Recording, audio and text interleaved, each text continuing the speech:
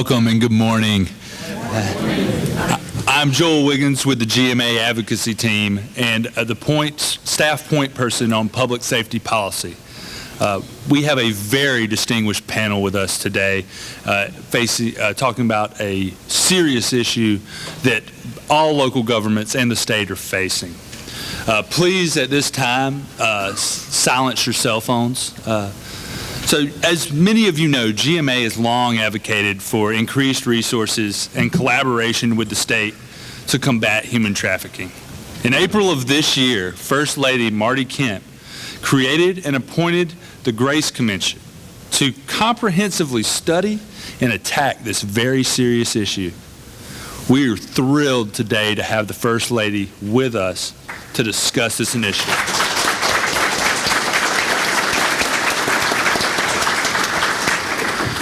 First Lady of Georgia, Marty Kemp, is a small business owner, community volunteer, wife, and mother of 3 teenage daughters, a graduate of Clark Central High School and the University of Georgia.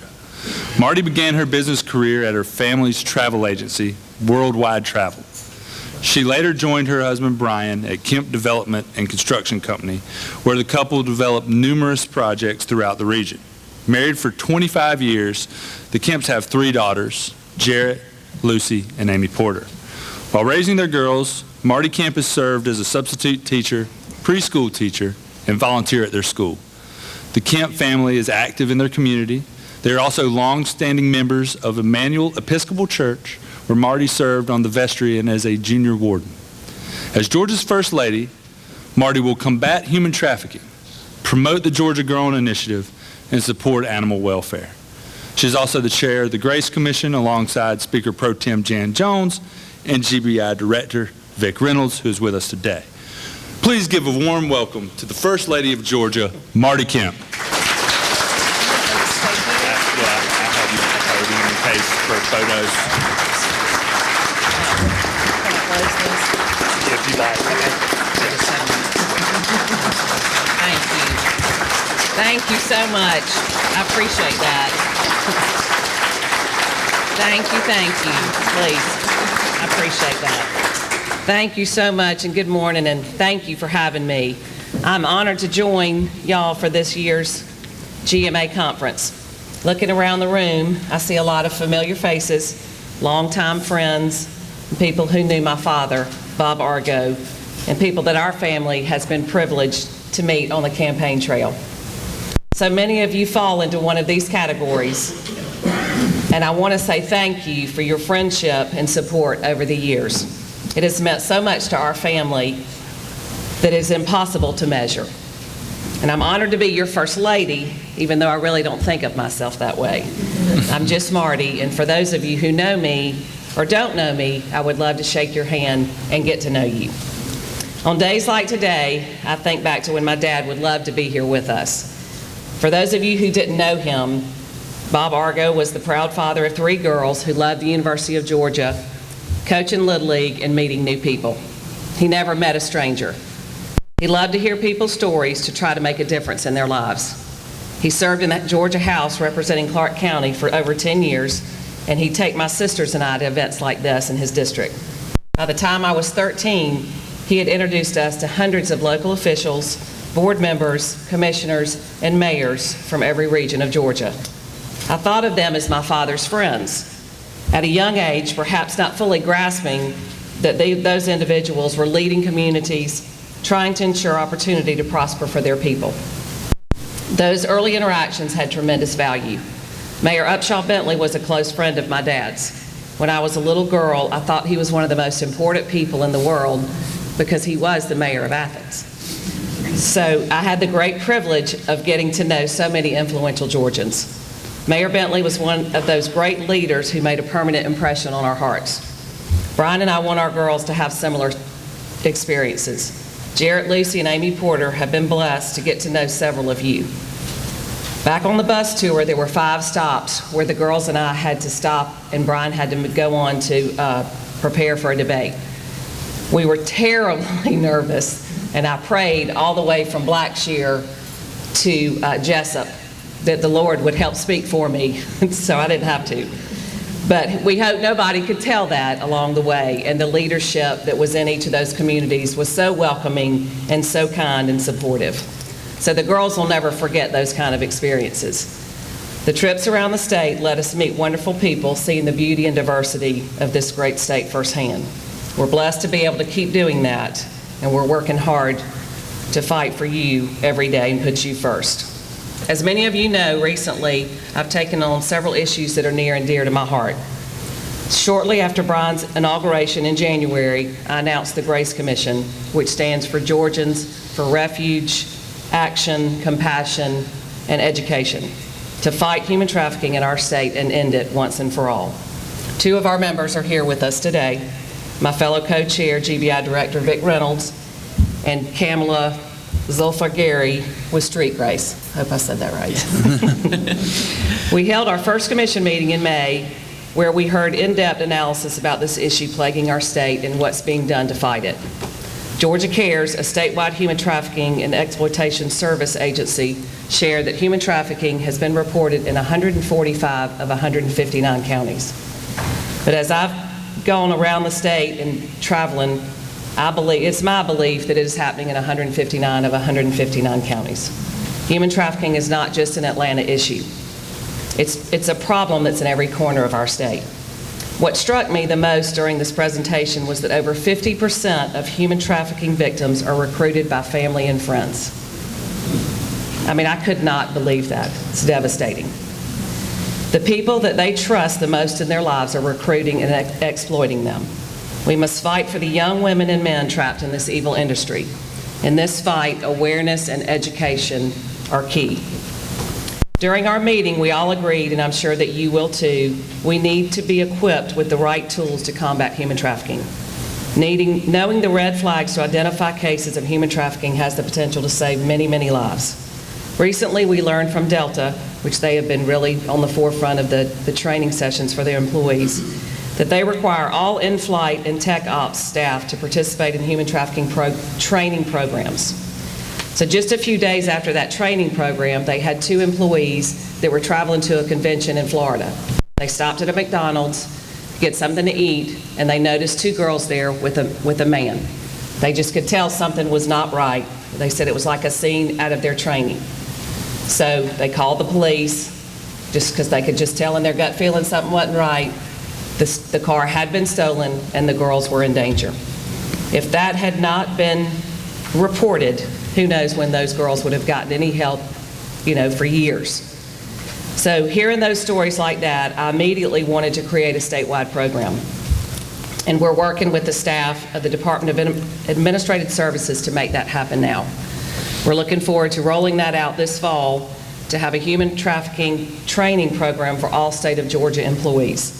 Imagine the impact that would have.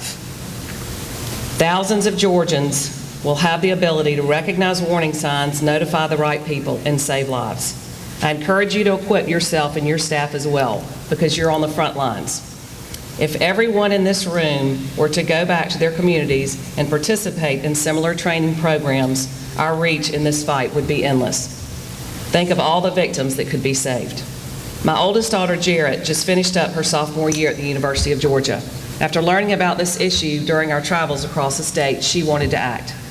So she partnered with GBI Special Agent Jackie Gittens and coordinated a training seminar in Athens for all sorority presidents. They learned about warning signs, human trafficking recruitment tools, as well as ways to protect and defend themselves if they were ever put into a dangerous situation. They literally sat in the chapter room at the Phi Mu House and asked questions to Special Agent Gittens just to learn more information, because they knew that they would be studying abroad, and a lot of their friends didn't have the warning signs or weren't even aware of the human trafficking. So after the meeting, almost every sorority president has reached out to me or Jarrett to ask for another training this fall. These young women are working to protect each other because they know that human trafficking can affect anyone. But they wouldn't have known about it had we have not had the meeting. So that's 19 sororities with 200 plus girls in each one that are talking about human trafficking just at the University of Georgia.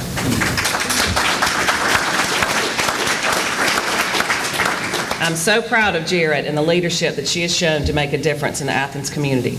Educating our youth and our most vulnerable is crucial to preventing future victims, to combat human trafficking and restore victims' lives. I recently had the opportunity to visit Wellspring Living and Gigi's House in Atlanta and House of Hope in Brunswick. All three of these organizations house victims in time of need. Meeting with these survivors and hearing their stories literally brought me to tears. I encourage you to reach out to the organizations in your area and ask how you can help in their efforts. And if none are available in your area, let us know so we can get some resources headed your way. We don't have enough facilities across the state to rehabilitate and protect these survivors, but we will keep fighting to get those facilities, to change that and get more facilities. When I visited Gigi's house, I learned of a young woman who was aging out of the youth program because she was 18 and she was having to be sent to an independent living in Columbus. She cried and begged not to be taken out of that house because she knew what would happen to her, and they took her anyway. I mean, I was telling the ladies there, I don't care if it's in the middle of the night, call me, here's my cell phone number. Do not take these innocent girls out of these protective homes where they know that they are safe. And we've invested all this, invested this time and therapy in them. A few weeks later, the girls went down to take her some of her stuff. She was back into human trafficking again. So everything that we had invested in her, we completely let her down. And that just breaks my heart. A staggering statistic, the average age of a human trafficking victim is 14.8 years old. They are robbed of their childhoods. The criminal enterprise behind this national organization is strong, well-funded, and organized. It runs like a corporation, operated by gangs. They have conferences, they compare notes. It's truly sickening, but it's true. I promise you that I will continue to fight until every victim is rescued, because one person trapped in human trafficking is one person way too much for me. Working together, we will end human trafficking in Georgia once and for all. Thank you again for having me, and I appreciate all you do in your communities and around this great state. At this time, I'm honored to introduce my good friend and fellow Grace Commission member and co-chair Vic Reynolds, our state's GBI director. Vic's leadership is invaluable to the GBI, and I appreciate everything they do to crack down on crime and speak for the justice of victims. Thank you.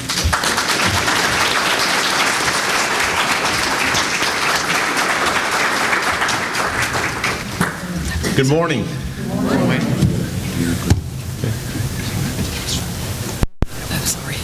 It's okay.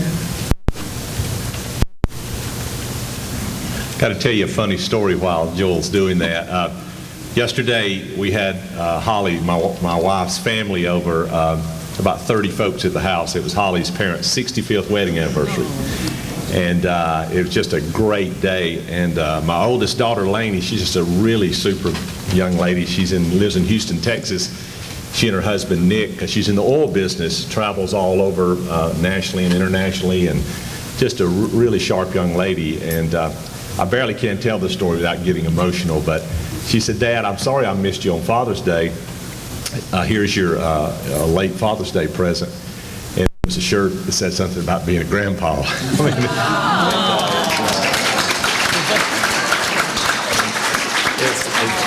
It's our first one, and so we just, and I told my in-laws to see, 65 years of marriage, what an example, and then this new couple having a baby just really brought it home. And so after I had to leave and dropped Lainey and her husband Nick off at the airport, then drove down here late yesterday evening. So finally about 8 o'clock I called home, and Holly, my wife, she and I have been married 35 years, and she said, "Vic, everybody's gone." And I said, "Holly, I never imagined being married to a grandma." and she said, and there was a pause there, and she said, "And if you keep it up, you won't be." Touche. So that's why I've got this big smile on my face this morning. But thank you for having me, and thank you to my friend, the First Lady, Marty Kemp. I will tell you, regardless of what your politics are, we're blessed to have a family of integrity and principles and ethics. sitting where they're sitting, and I'm blessed as an individual to call them my friends. So thank you for your leadership and what you do. I will tell you that when a sitting governor and a first lady get behind an issue, it brings some clout to it, and it brings some light to it. And this is one that we can't have too much clout and too much light behind. When I look out, as Marty said a moment ago, I see a number of friends. Young man over here to the right from Rockmart, Rick Stone, and I grew up together. Rick and I played ball together growing up, and he worked for years with my mother, who's probably the most influential person in my life. She was in the newspaper business 42 years in Rome, Georgia, and Rick worked with her. And City Councilwoman Richardson here in front from Marietta is right from the city where I live. City Councilwoman Wilkerson from Smyrna is from my home county as well. So welcome, and it's good to see you all.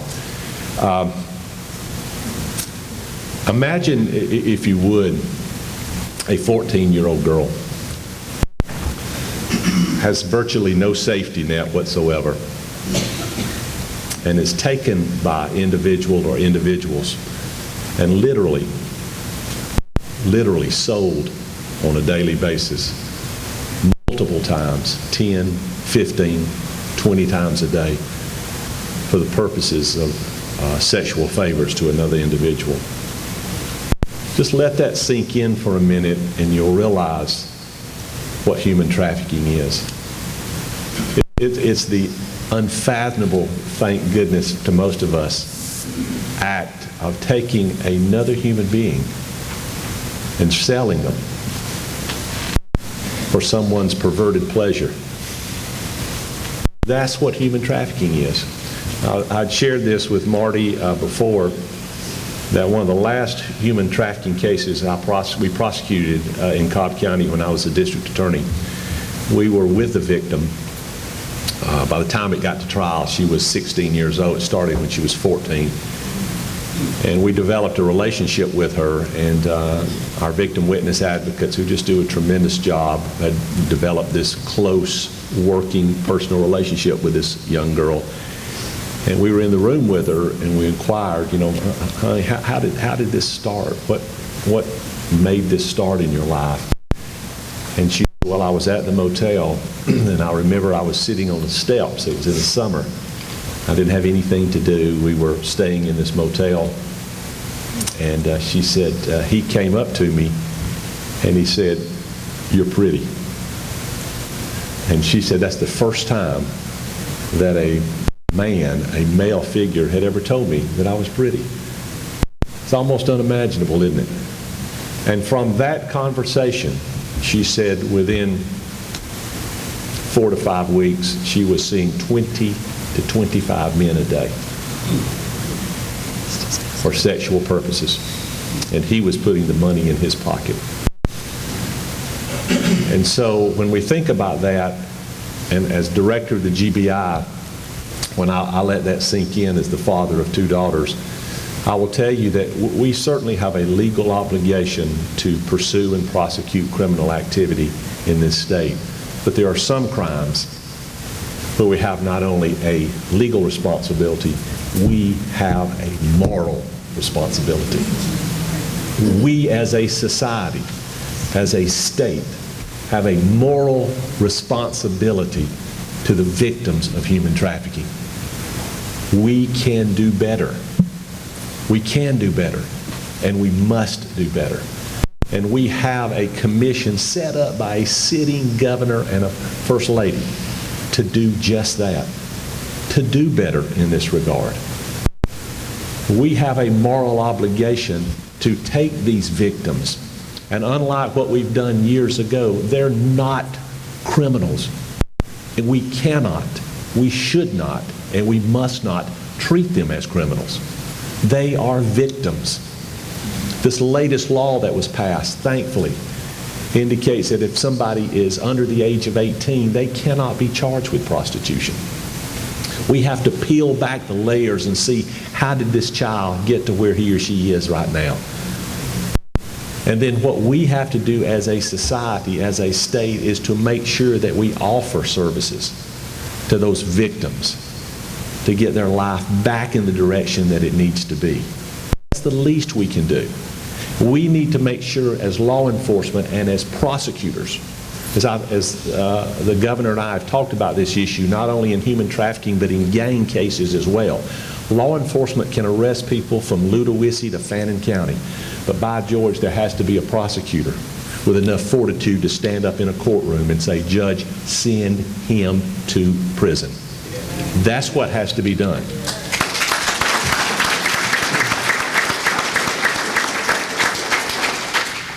And we have to pursue and stay aggressive and assertive in this particular area. I read an article the other day from San Diego County in California that indicated that 85% of the human trafficking cases initiated in San Diego County are done by validated criminal street gang members. There is a connection and a tie to both those areas, and we need to pursue it. I have committed to this sitting governor that as director of the GBI, we will be aggressive, we will be assertive, and wherever there's a violation of the law, we will go after it. And we need to demand that not only law enforcement does that, but our prosecutors pursue it in a courtroom and our judges sentence appropriately. That's up to the citizens of this state to stand up and demand that. And I'm confident that if we will do that, if we will make that commitment personally in your communities around this state, then we will see this scourge stop. We will. If nothing else, we'll run it somewhere else. We'll get it out of the state of Georgia. I remember sitting up at Schilling's in 2017 with Brian, and when he was talking to me about running for governor, and he said, "What are you doing here in Cobb that's been successful on these gangs and trafficking cases?" And I told him, I said, "We drew a line in the sand. And we said, if you commit this type of act in this county, law enforcement will arrest you, the DA's office will indict you, and we're going to demand that juries convict you. And once that happens, you'll begin seeing a change." And I said, not only did we do that, I said, and anecdotally, we began seeing those changes. I had a district attorney in a county beside me come up to me one day at a conference and said, "Whatever you're doing over there, it must be working." I said, "Well, really, why do you say that?" He said, "Because they're coming to my county." and I'll never forget this, Marty, and you'll appreciate this. I remember Brian looking at me and saying, "Well, let's run some of them to Alabama." and I said, I'll do my best to help you do that, I promise. And so I just want you to know and hear it directly from me as a director that this Bureau is committed to working these cases as aggressively and assertively as we can. We're committed to following the law no matter where it is. And as Madam First Lady said a moment ago, this isn't an urban problem. It isn't a suburban problem. It isn't a rural problem. It's a state problem. And we need to realize that and make sure that we do everything we can do to stop it. We need to do everything we can do to help these young victims put their lives back together. And if we do that, then we'll do not only what's required of us legally, we'll be doing what's required of us ethically and morally. Again, thank you for this opportunity. We'll certainly be available for a question or two afterwards. I appreciate what you're doing and your effort in this area. God bless each of you and your communities. Thank you.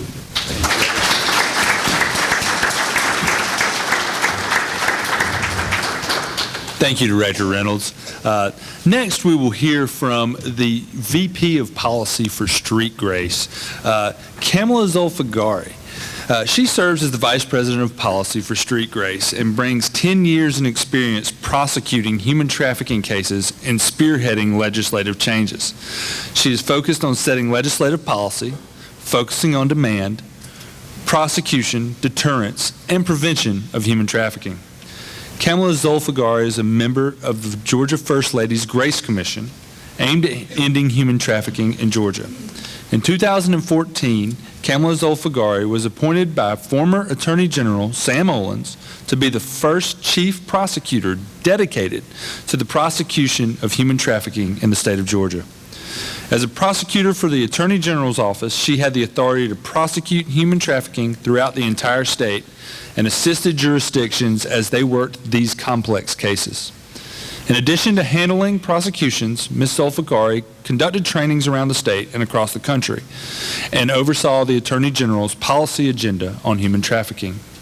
Ms. Zulfagari obtained her JD from the University of North Carolina and her LLM in international law from the University of Amsterdam. and was a researcher at the University of Amsterdam in the field of international law. She has also worked as an assistant district attorney in North Carolina, where her focus was on child molestation and child abuse cases. Please give a warm welcome to Kamala Zulfiqar.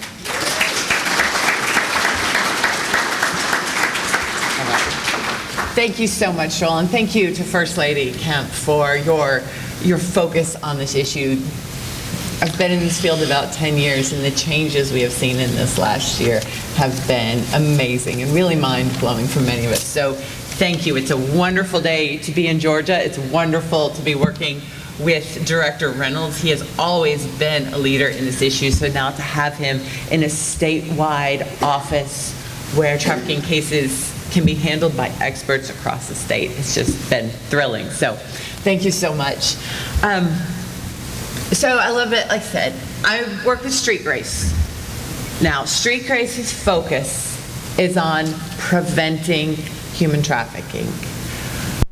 As a prosecutor, every case I encountered had a victim who had already been abused and exploited.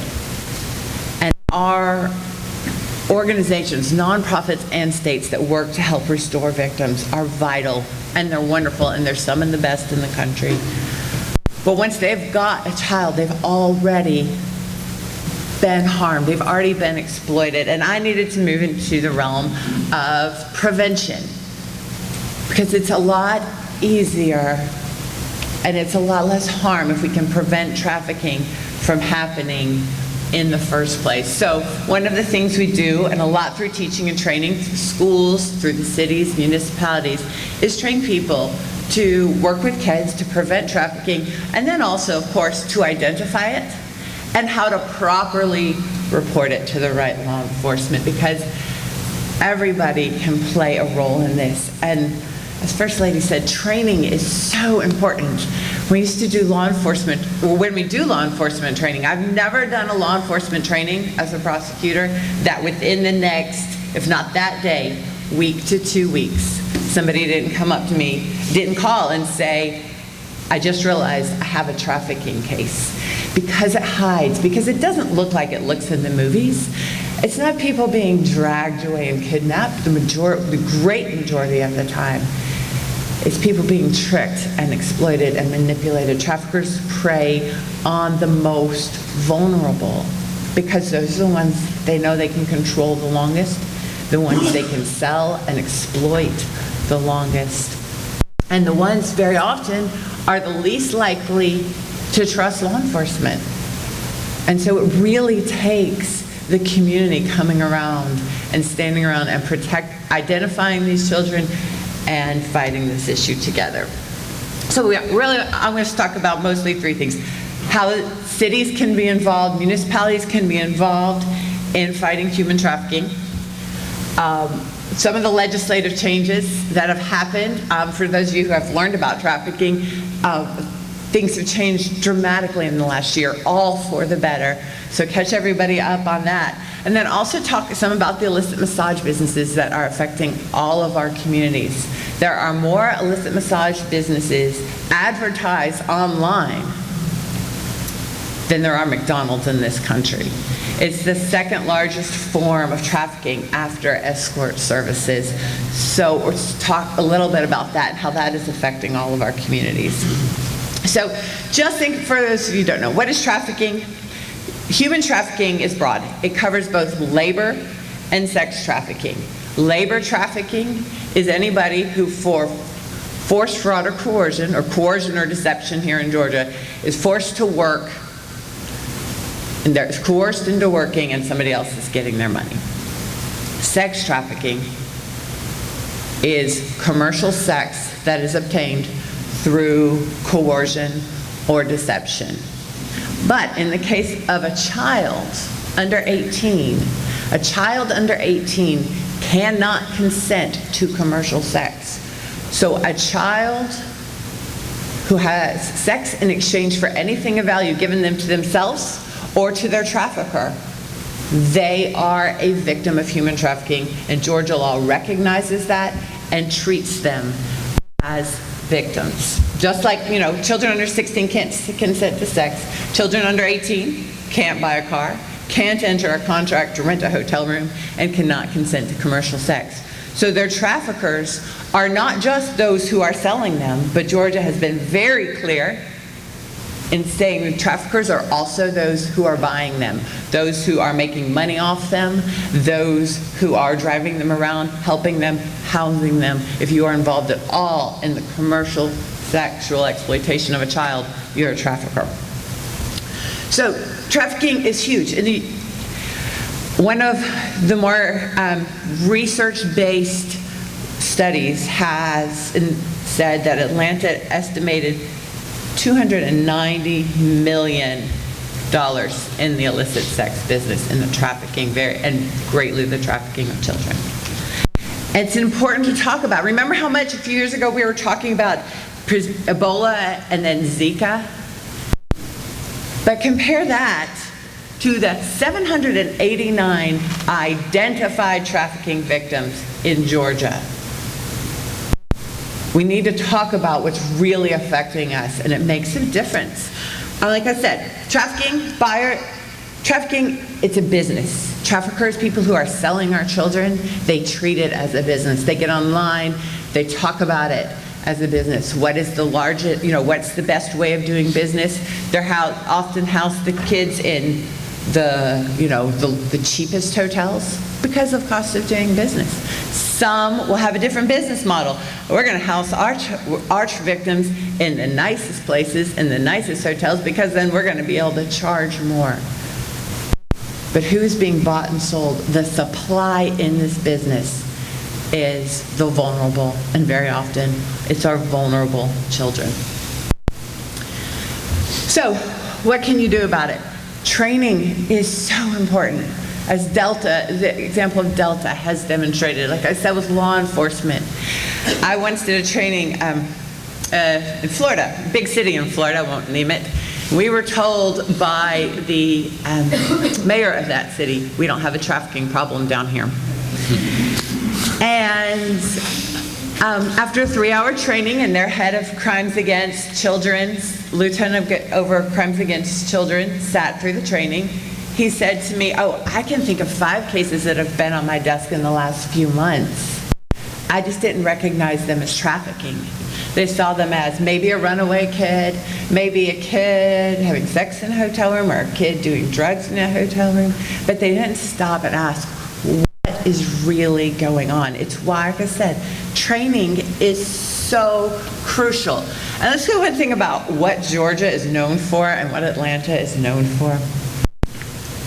Some people have heard Atlanta's #1 for trafficking. Atlanta was never #1 for trafficking. Atlanta, in 2006, they were first on the list of 14 cities published by the FBI as hotbeds for trafficking. We were only first alphabetically. So get that out of your mind. Thank you. But what Georgia has been known for, and what really makes a difference, is being willing to fight and address the issue of trafficking. We have experts. It's why I ended up in Atlanta. I thought trafficking was a foreign thing, and then I start to learn more and more and more while I'm while I'm away at University of Amsterdam. I'm from just over the Georgia border, so I'm from here. I realized everything's happening back in my closest big city. That's where not all the trafficking's happening, but all the work started to be done to fight it. And I was just really blessed. I thought I'd be working with a nonprofit while I still prosecuted, because that was my trade. And Fulton County got a grant to open a human trafficking unit. And it made a huge difference. In the 2 years we had that grant, well, in the first year we had the grant, we went from 2 identified cases to 20 identified cases. Not because there was more trafficking, but because people were being trained to identify it. There's another place where there's 2 really big counties in Georgia, and one county really wants. It's so important. You guys are so important, because you really set the tone for your city. And there are some cities who are willing to be known for fighting trafficking. And sadly, there are some officials that don't want to be known for trafficking, and so will not give their law enforcement the resources to fight the issue. And there was one point in time, just a couple of years ago, when we counted cases. Two major, very similar counties. One county had 40 trafficking cases. One county had 4 open trafficking cases. And it was all a top-down, whether or not the leadership of the city was willing to be known for fighting it and devote those resources, or was not going to allow any proactive investigations in their county, and thus very, very few cases. So be ready. It's amazing to be here. Georgia's not working on being known for no trafficking. That's our end goal, but we're going to be known for fighting trafficking so that it doesn't happen anymore.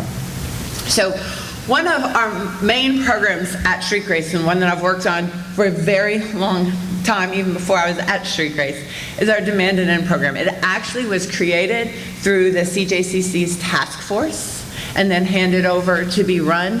And it is a training specifically designed for counties and municipalities. Basically, in order to become, Joe Gibby is here from Brookhaven. They were the very first city to become a Demand and End city. Basically, as a city, we come down and we train all of your city employees on how to identify trafficking and who to call when they identify trafficking. Then also commit to training your law enforcement. There was one point when I was at the AG's office when a very favorite special agent, Brian Johnson from GBI, and I came down to Savannah, and in the course of a week, trained 500 plus. Every single officer in Savannah was trained. We were both speaking between 2 and 5 times a day, doing sessions to get everybody in. And there was a tremendous uptick in the number of victims recovered down here after that training. That training can be provided by Street Grace. I'm still certified, but also GBI and some of the other expert law enforcement. Sometimes law enforcement wants to hear from law enforcement. Those 2 things done, and then you become a Demand and End city, receive that certification, and really start to make a difference in protecting people. And there is with all the information about that program, is actually on a flyer right outside, in addition to information about red flags. So I can't sit here and not do some training with all of you people about what trafficking very often looks like. Often you're looking for youth with a significantly older boyfriend or companion or other non-family member. But could also, obviously, as she said, over half of trafficking starts, and the first time a child's exploited is by a family member. Unexplained physical trauma, bruises, black eyes, cuts, other marks. Unexplained emotional trauma, fear, anxiety, depression. A lot of times that's something your teachers are going to start to notice in your schools. We recently were able to train all of the principals in DeKalb County. DeKalb is a county that has really focused on, in Decatur, we're going to attack this issue. We're going to identify trafficking happening, and we're going to make sure our children are safe. Youth traveling with an older person. That traveling, that's not a guardian. Sorry, I have to read these, they're a little smaller. A runaway or a homeless youth. So, used to be almost every single one of our trafficking victims ran away from home before they met their trafficker. When I Fulton, every one of my cases was similar to this one of my first victims. She ran away from home because her stepdad was sexually abusing her every night that her mother worked her night shift at a CNA job at the hospital. She runs away. For her, it was within 24 hours. Somebody came up to her and said, hey, I can teach you how to take care of yourself. You have one thing of value, and I can teach you how to sell it. And I'll get you up in a hotel room, and I'll teach you how to do this, and I'll take care of you. Now, and when I was at the AG's office, almost every single one of my victims met their trafficker online prior to running.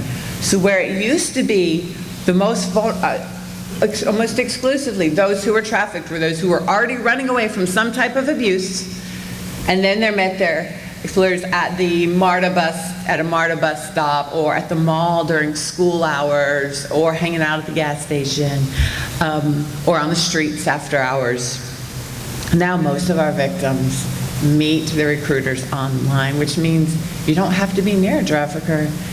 A lot of my cases, like I said, trafficking they consider it a business. It's all about making money for the seller traffickers.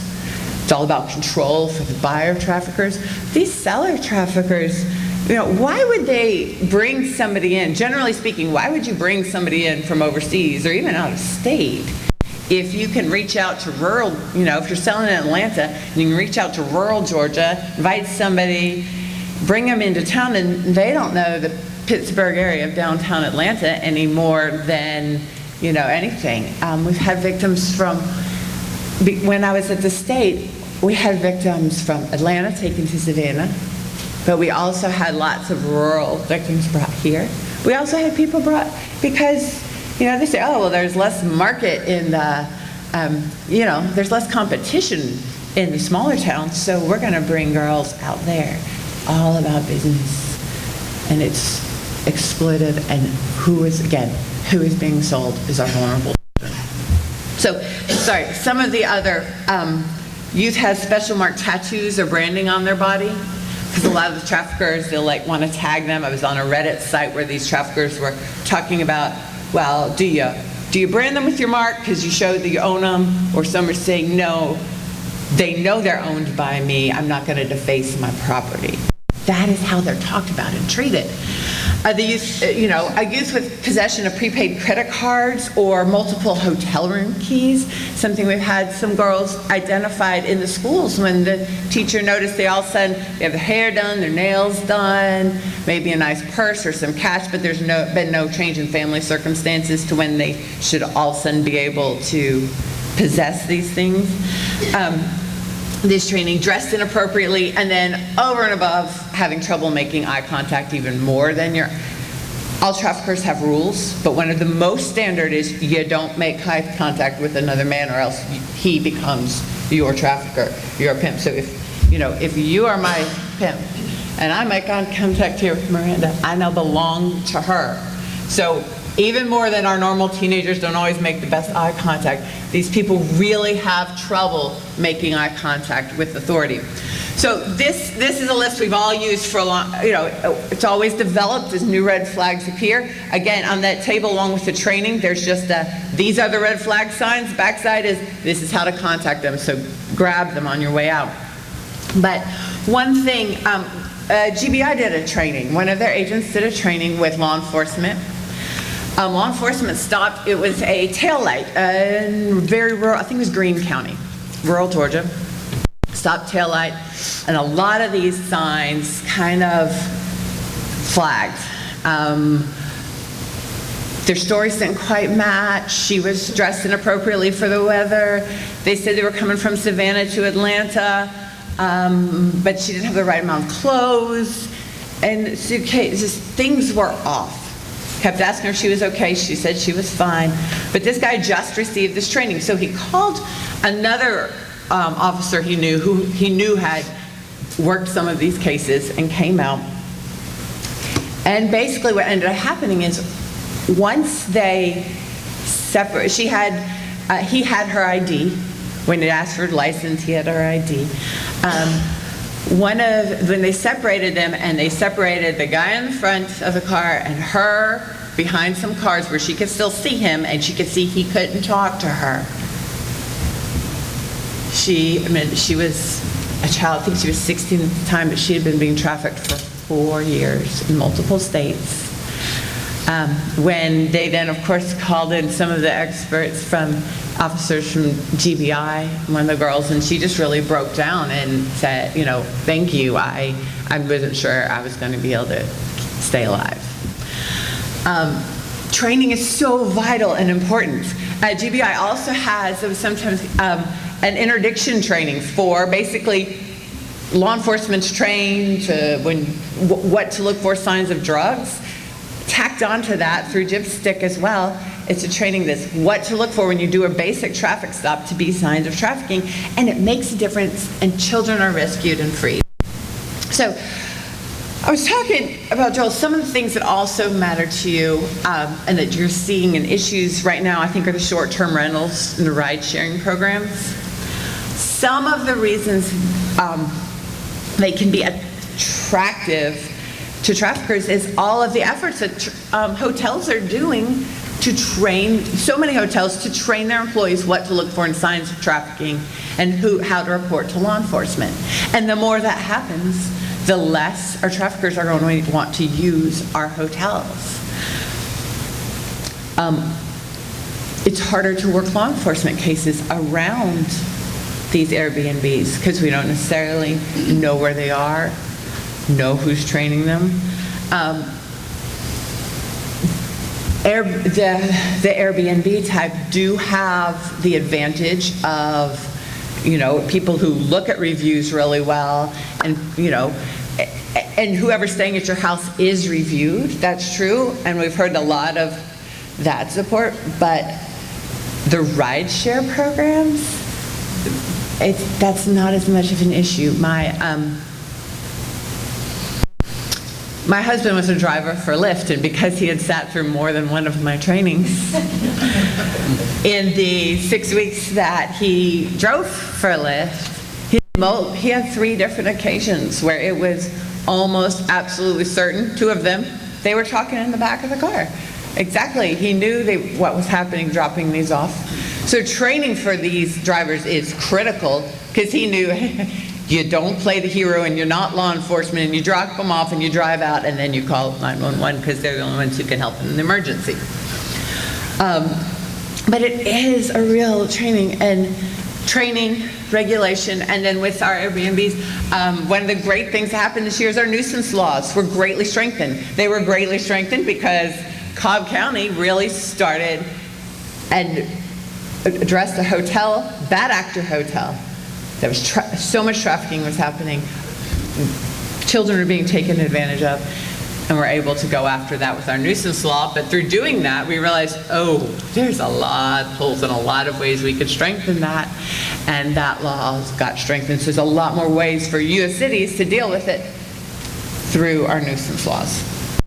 So, and then the other on the ride share, I've listened to jail calls in my previous life for hours and hours and hours on end, and it was, in the end, basically, nobody's taking taxis anymore. You call an Uber, and the girls are being transported by the Uber drivers and the Lyft drivers to these dates. So it really is a great source of training. It's a great way to identify people, but it really has been an issue. So, legislation. DFACS has had an expanded ability to handle human trafficking victims, to address them. They can now take emergency custody over any child that has been trafficked. That is a help for it. We've been so grateful for DFACS for always standing with us on these issues, being willing to take on additional responsibility if it has anything to do with protecting a child. So it's been great to work with Tom Rawlings there. And it's also a huge win for law enforcement, because law enforcement is the one who's very often recovered this child, and they need to get them into protective services and off their hands so that they can do the investigation and make the arrests.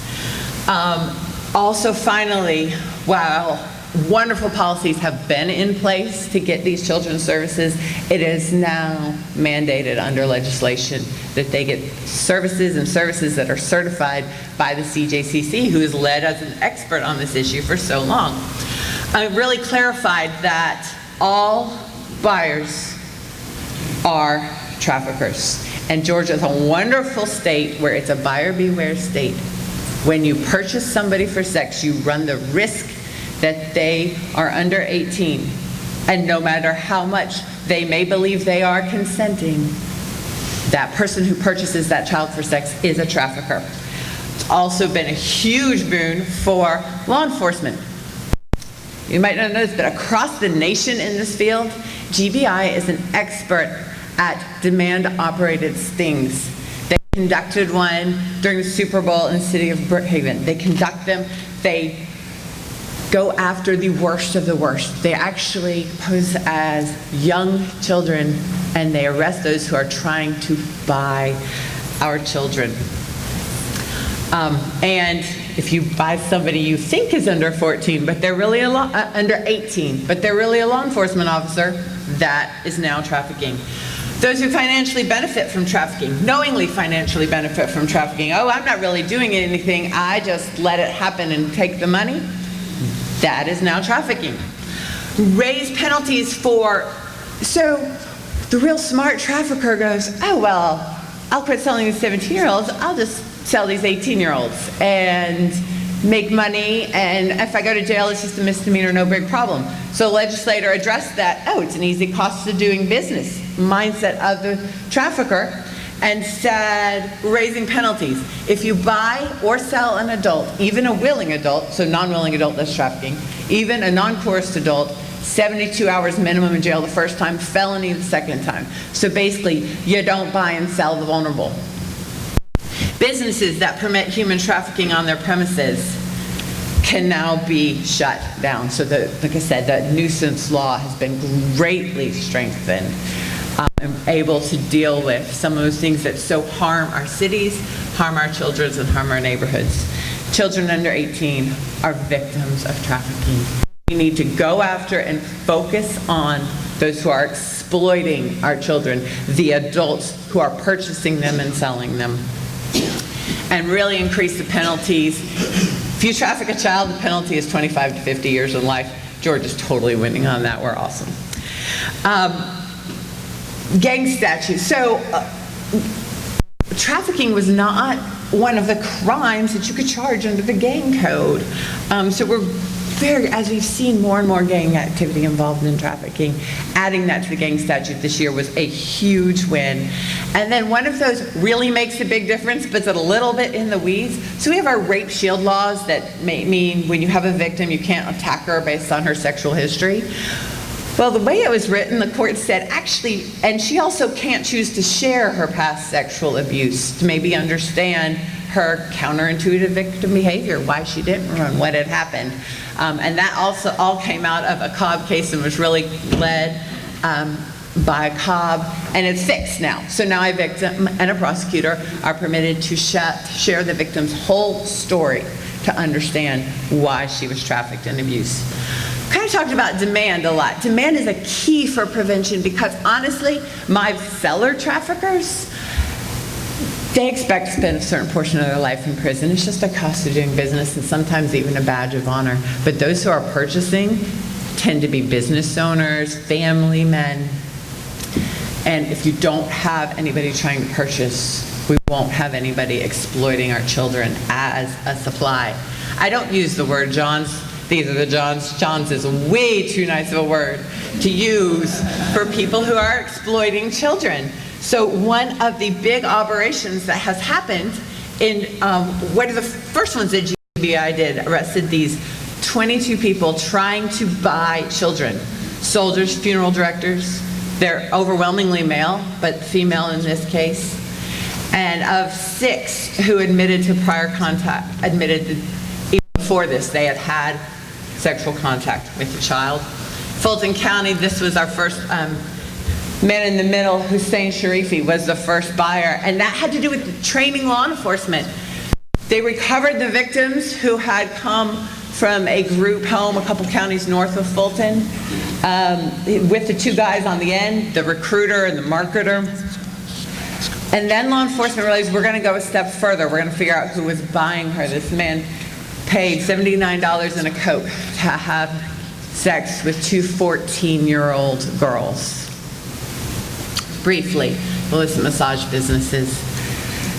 This is a big problem. Like I said, there are more, even advertised, they're not all advertised, some are word of mouth. There are more advertised illicit massage businesses than there are McDonald's. It's the second biggest form of trafficking after escort services. And we're doing right now, we've commissioned a research project on what it looks like in Georgia, because we know when we go to the legislature and ask them for things, they're going to want to know what our numbers are. And we've got a university working with us on that. Really appreciate the focus on organized crime that's come out from the governor, from GBI, and now from the Attorney General's office, because most of the illicit massage businesses are connected multi-state, run by organized crime.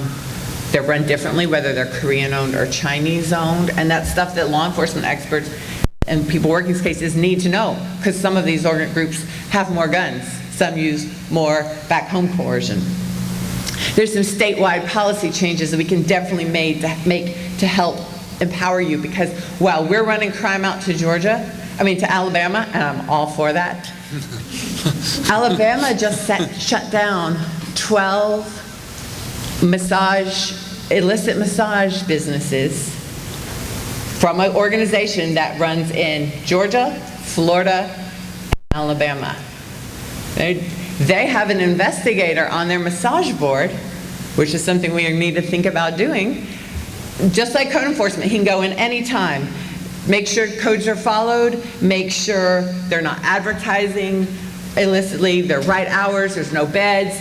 You put those regulations in, and you can really handle it from a board, from a legislative standpoint. But the legislation has to be, we can do the statewide legislative changes, get sneak and peek warrants. We can never do what they did with Robert Kraft, because in Georgia, their courts have said we don't have sneak and peek warrants. That needs to be addressed legislatively and looked at. But city policies and ordinances, so I'm busy drafting legislative proposals for state, but we're also, my main thing right now, besides the training for demand and end, is developing best practice codes for cities and counties. Some cities, like Johns Creek, have really taken a stand on this, but we're looking at ordinances all over the country so we can develop for Georgia some proposals for the best ways to get these to shut down the illicit massage business. That also, it's part of the whole saying, if we shut down people from buying kids off the street, they're going to go into what they feel very often is safer in these businesses. So anyway, thank you so much for letting me be here. I would love to work with your cities, and there's nothing I like better than a trip to a small town in rural Georgia.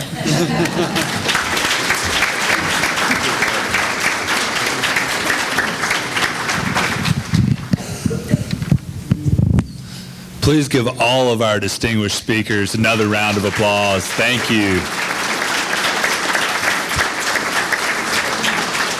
I really want to give a sincere thank you to the First Lady for being here with us today. Thank you. To Director Reynolds and to Kamala. I think you can all see the commitment that this administration and the state is taking to end this very, very evil and serious enterprise. So with that being said, the First Lady is on a tight schedule, but we do have some pre-submitted questions that came from the GMA Legislative Policy Council. So I will be asking a question to each of our speakers, and then they will have to leave, unfortunately. But thank you for being here with us today. So the first question is for the First Lady. As a mother of 3 daughters, this issue has to have a very personal significance for you. So is there a particular instance or an experience that led you to create the Grace Commission? Well, when Brian was first elected and we came to a press conference in January, so I think it was January 2nd. Mm-hmm. It was at Atlantic City, and they had 72 buses, which I'm a visual learner. 72 buses that were lined up in Atlanta, which represented every child that would fit in those buses that were taken into human trafficking a year. And it was mind-blowing. I mean, this was not something that I had even really was very educated on, but it was like thrown in my lap with the Super Bowl coming.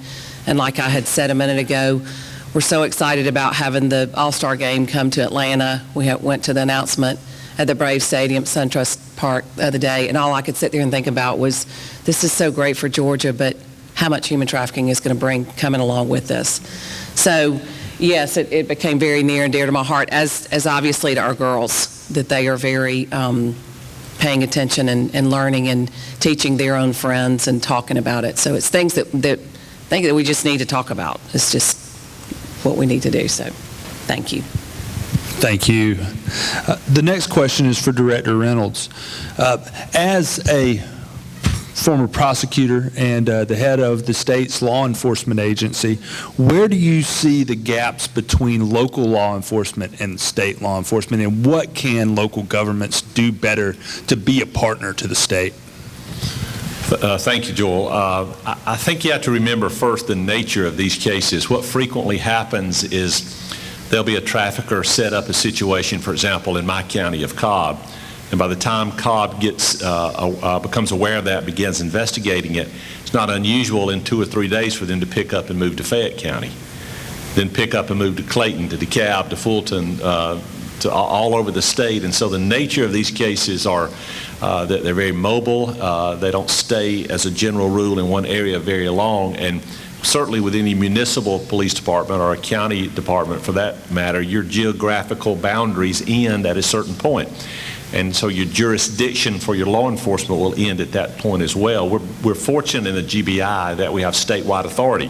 We can investigate something in Cobb that may be connected to Baldwin, that may be connected to Clark County, and so we have the authority to do that. But remember that the GBI is what we call a requesting agency. For us to become involved and to assist your local departments, we have to be asked. And so I would encourage you to go back to your law enforcement chiefs and make sure you have that communication. And they certainly, most of them are certainly aware of that, but we're ready, willing, and able to step in and to assist in these investigations. And again, when they move from area to area, which they will, then we have the ability to follow them and pursue that investigation. That's what frequently allows us to go back to a prosecutor and charge not only with the violation of the crime, but to occasionally tie in a very powerful RICO statute where crimes have been moved from A to B to C county, and that's a powerful tool. And we use that. I apologize for always using Cobb as my point of reference, but that's my point of reference. And so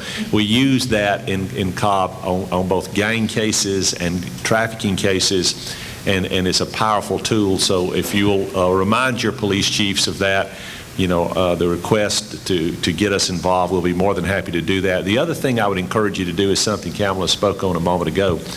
This nuisance statute about shutting down motels, let me tell you, it is a powerful, powerful tool.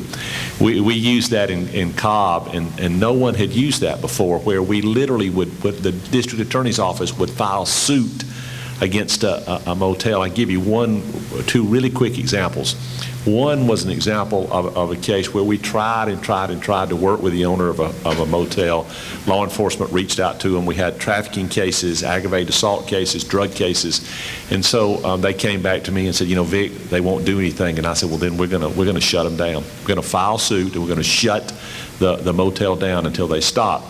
And so we filed the suit. The judge had never seen it before, but she was willing to listen, and sure enough, as the time came for trial, they realized what kind of case we had, and they did exactly what we asked them to do. They began training all of their personnel, training their staff on what to look for, what to see.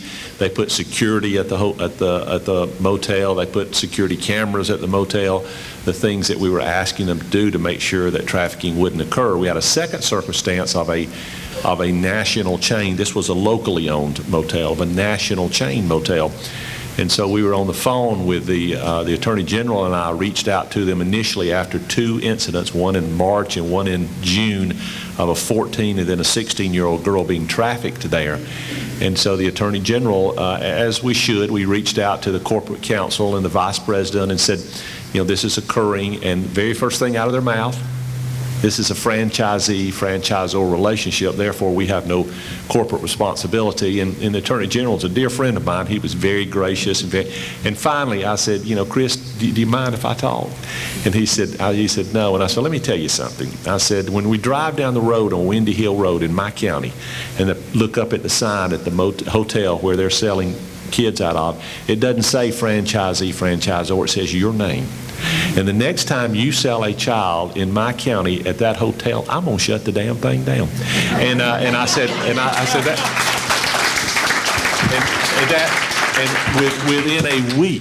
within a week, they wrote a big fancy letter and all these lawyers and said, we'll start training our people and we'll start doing. If you will tell your council that represents your city or your county to look into that nuisance statute, it's powerful. It's powerful. And it's always you don't want to do that to a business. You don't want to threaten to do it to a business, but you don't want 14 and 16-year-olds sold for sex in your city or county either. And so if you'll remind your law enforcement folks that we can help them geographically, we can go across boundaries, and secondly, to your city council to look into that nuisance statutes is powerful. And I think if you do that, it'll help fill those gaps that you run across sometimes in working these cases. Thank you, Joel. Thank you, Director. And our last question is for Kamala, and this is from an advocacy point of view. As all of you in the room know, GMA's legislative policy process is in depth and is very focused on working with the state to combat human trafficking. So from an advocacy point of view, what should our GMA and our local officials be focused on moving forward to help you in this fight? So from a policy perspective, I mean, you want to make sure that you have the resources, which means you have trained law enforcement who can work these cases. But from policy, some of the things that cities can implement is hours that these businesses can be open, whether or not, a big sign of trafficking is they're also sleeping where the business is, so whether or not you can be domiciled at the place that massages are being given, how you can regulate manners of dress, just broader policies. But what you want to do is you want to equip law enforcement to work these cases, to have the type of tools they need to go in and to identify trafficking. And that can be done law enforcement. You want to make sure that your code enforcement people are able to go in, and not able to go in with reasonable notice, because you're never going to find anything illicit if you have to give. But like a restaurant business, the investigator for the massage board needs to be able to go in during business hours, because that is how you identify trafficking. That is how you identify illicit businesses. And then go the extra steps. You have to have the prosecutors willing to shut it down, but you have to have them empowered to do that. Advertising alone is huge. Those 7,000 businesses across the country, they are advertising sexual services on some of the, not dark web, you can find it using Google if you know the sites that you look for. So being able to, we want to have the policies and laws in place so you can shut down a business that is advertising sexual services in connection with massages. Thank you, Kamala. And once again, thank you for being with us. And please give our speakers another round of applause. Thank you all. Thank you. Thank you. We're adjourned.